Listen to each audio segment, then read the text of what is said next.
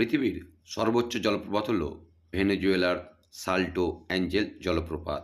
এটি ভেনেজুয়েলার রিও ওরিনোকো নদীর উপনদী কারাও তার উপনদী চুরুনের উপরে অবস্থিত। এই অ্যাঞ্জেল জলপ্রপাতটি ভেনেজুয়েলার বলিভার রাজ্যের গোয়ানা হাইল্যান্ডে অবস্থিত। এর উচ্চতা 979 মিটার। এটির যে জলটা উপর থেকে নিচে পড়ছে সেখানকার গভীরতা প্রায় 807 মিটার।